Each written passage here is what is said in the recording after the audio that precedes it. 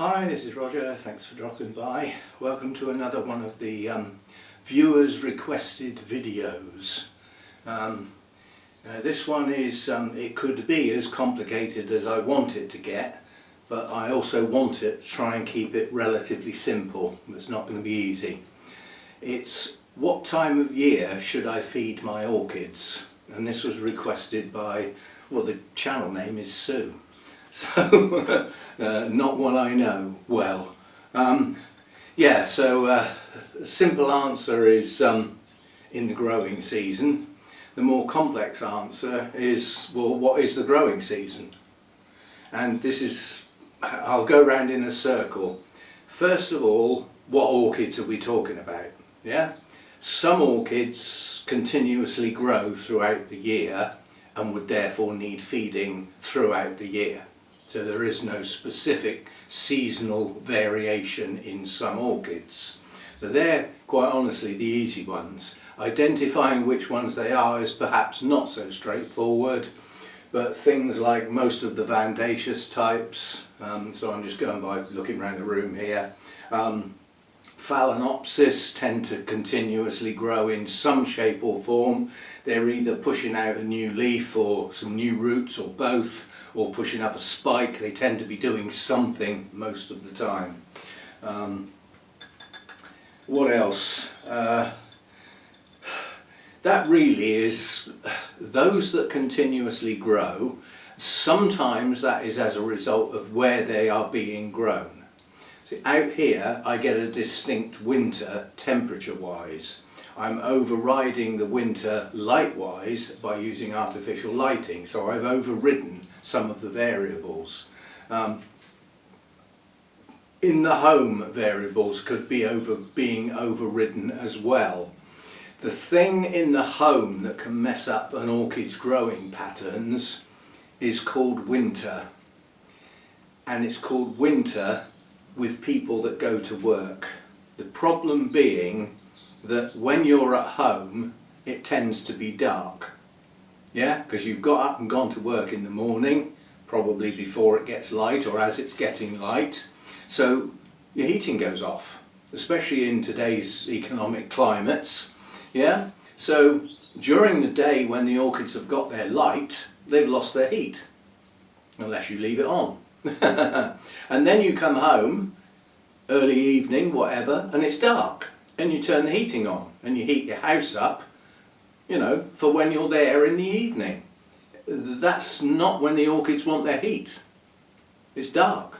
Yeah, so you're turning their growing environment upside down. And the chances are all that's going to do is just slow them down to next to no growth at all, because they don't know what to do.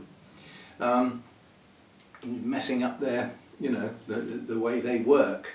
But the simple answer is feed your orchids when they're growing. Don't take any notice of the season. And that then covers all the different types of orchids, all the different genera that you may have, and where you're growing them. If your orchid's not growing, so there's no root activity, no shiny new roots with green tips coming out down in your pot, none of that. You've got no new leaves, no new canes, no new pseudobulbs, and it's not pushing out spikes or buds to flower, it's not growing. If it's not growing, it needs next to no feed. I won't say no feed at all, because that would introduce a problem with orchids that have a distinct, I've got a Cattleya for instance that has a 4 to 6 month rest. It's not growing, but it's actually resting in the growing season when it would normally be growing. That's a funny one, it's an odd one. So that gets some feed, even though it's not actually growing. And it supports the plant, it stops it shriveling. Plants not only shrivel through dehydration, they can shrivel through lack of feed when they need to store up reserves to do something later. Yeah, they build up reserves ready to do something later. So withholding that food in such circumstances would withhold them from building up that set of reserves that then trigger the something that comes later. That something will often be blooming. So really, the simple answer is you feed orchids when they're growing. And depending on what sort of growth we're talking about, let's take a seasonal, take the classic one that we use as an example for anything, the Dendrobium nobile type hybrids. Yeah? They are seasonal by definition. They have a distinct growing season from early spring into autumn, when they have to grow and mature their canes that they will bloom on down the line. And then they have a rest period. Yeah? Well, you feed and water them well to enable those growth periods to maximise the plant's ability to get as large and well stocked up as it possibly can. Then you get others. You get the Oncidium alliance. You know, there's the various things within there. There's loads. Now, they tend to start a new growth, and that pushes out some leaves and swells a bulb. And it's mature when that bulb is fully swollen and the leaves are fully open. With Oncidium types, that can be happening any time of the year. So you've got to look at the plant. But for each plant, it will have a distinct period when that normally happens. Yeah? That's when you feed and water your orchid well, because it's growing, it's doing something, it needs to get the best out of whatever these growths are. You will get orchids that are trying to do everything at once. These are nice, vigorous, normally hybrids, and you welcome those. You will have an orchid that's pushing up several new growths, it's producing new roots on those new growths, and it's pushing a spike up on the previous one. It's doing everything. Well, feed it then. So it's a relatively simple answer on what could be made a difficult subject. But you can keep the subject simple and just have a bottom line that says, feed your orchid when it's doing something, when it's growing something. I do differentiate. It might not be a growth that's growing. It could be nice new roots, a nice new root system, because the growing has already been done and it's finished. Some orchids don't produce their new root system until the latest growths are mature. Yeah? Some produce their root system just as or just before the new growths start. These are the things you have to get to know with your plant. When you first got it and you brought it home, probably in flower, you don't know these things. You don't know what it's going to do next or when it's going to do it. So you often have to own a plant for a year or more before you see what it's, where it does things and what time of year. Traditionally speaking, the tropical orchids have a wet season and a dry season. The wet season is equal to the growing season. The dry season, or drier season in most cases, is when it's not growing so much. It might be building up some reserves ready to bloom, mostly at the end of that period. But those are the things you've got to watch, is, what does this orchid do? Because it might be sat next to one that looks the same that works totally differently. So you've got to get to know your orchids, and to do that takes time. The simple phalaenopsis that most people would possibly have, growing on windowsills, that sort of thing, unless you go into the species, which most people don't, because you don't come across them very often in the sort of places you might be buying those phalaenopsis. There's two basic types. There are those that produce their spikes late in the year, the end of what we would call the growing season, and they often bloom through the winter period. Nice blooms for Christmas, all that sort of thing.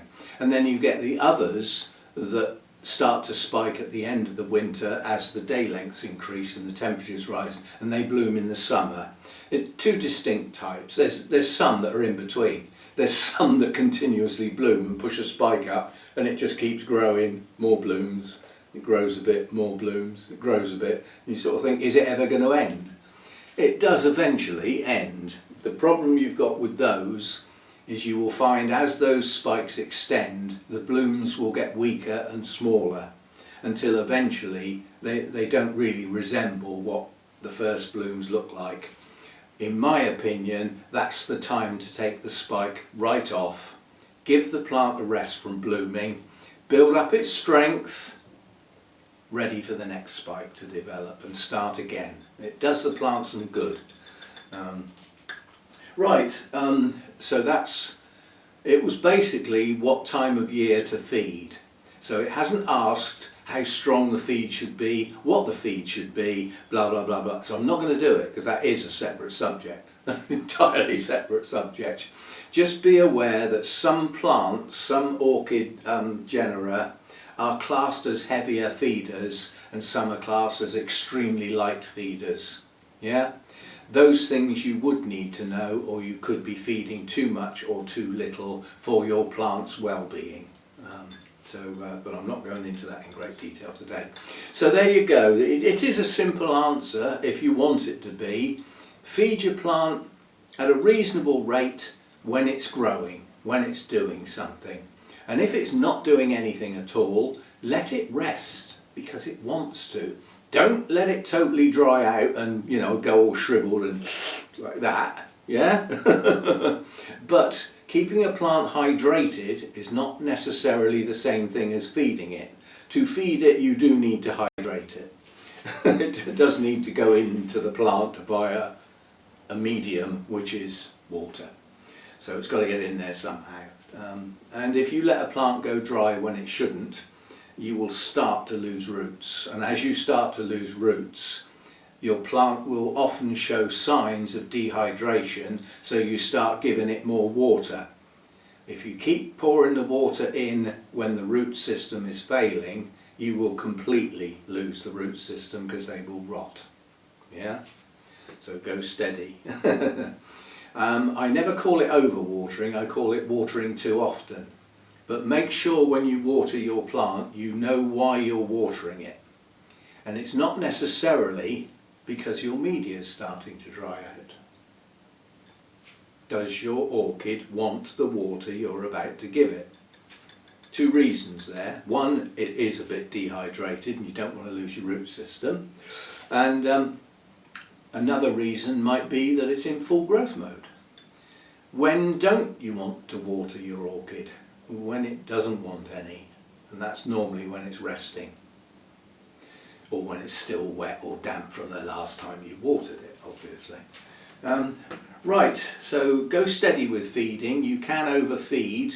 Overfeeding will lead to your orchid rejecting what's there. It'll only take on board what it can use, so you can't really overfeed it, but you can overfeed your pot full of media. And excess nutrients in the media start to cause problems. First of all, you're feeding the bacteria that help to break down the media, for a start. So don't overfeed. Orchids don't tend to need a lot of feed. In the wild they don't get much, but I keep saying in the wild and comparing it, but when you compare something to in the wild, you're really talking about species, because there's not that many hybrids in the wild. There are some primary crosses, but a lot of the time we're talking about hybrids, and hybrids have vigour bred into them, which means they are capable of growing more vigorously, producing bigger structures than their counterpart species that went into them, and they will feed heavier than the origins of those hybrids, if you see what I mean. So yeah.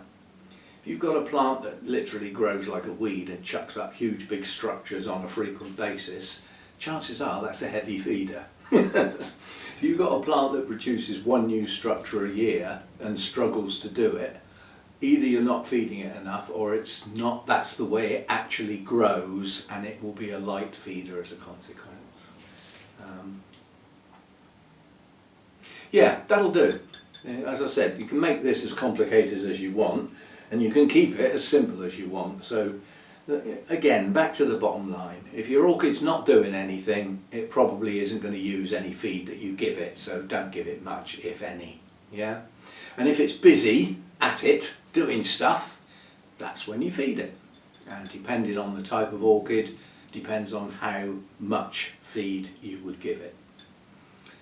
there we go. So be it. See you next time. Bye for now. Oh, just another thing. That whiz round my orchids I did yesterday, Tuesday, was not to look at each individual plant and discuss it and say what I'm going to do next with it. It was purely to say, is this plant doing okay or not? That's all it was for. And to identify, not by name, just the individual plants that I've got. I did remember some of the names as I whizzed past them. I will be doing the same again tomorrow for the rest of the collection out here in the grow room. I'm not venturing out into the kitchen with the Phalaenopsis. We did them separate, and I won't do Derek's orchids because I always keep those separate as well. But we'll go around the rest of them in a similar vein. If I can see the tag or I know what it's called, I'll mention it. If not, I won't. But it's just a matter of, is this plant doing okay? Is it recovering? Is it failing? Yeah? And I just wanted to go around the whole collection to identify that sort of process. So that's what that video was all about. And there'll be another one tomorrow. And what I'm doing after that, I don't know, because we're heading towards the Christmas weekend. I'm probably going to record a Sunday chat, which will be not much more than a Merry Christmas message and a quick summing up of the year, possibly. And I won't be recording that on Sunday because it's Christmas Eve and I'm travelling and going somewhere. But I might record it on Friday or Saturday and post it late on Saturday so that it's there for anybody who wants to watch it over the Christmas period. It's not specifically a Sunday chat. Sunday is Christmas Eve. Now there's lots of people who don't give a monkeys that it's Christmas Eve because they don't do the Christmas thing for whatever reasons. But nonetheless, for many it is, and for those that it is, they're probably not sitting around watching YouTube.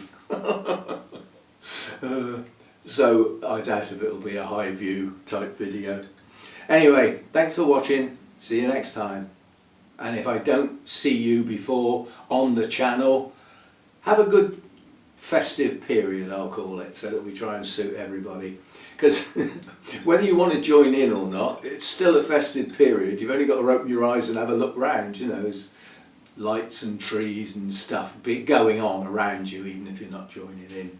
So we'll call it the festive period. I call it Christmas, even though I don't believe in its concept. I believe in the joining together of friends and family and having a nice quiet time together, not worrying about work and all that sort of stuff, and share and enjoy some nice food. That's what it means to me. You may think different. See you next time. Thanks for dropping by.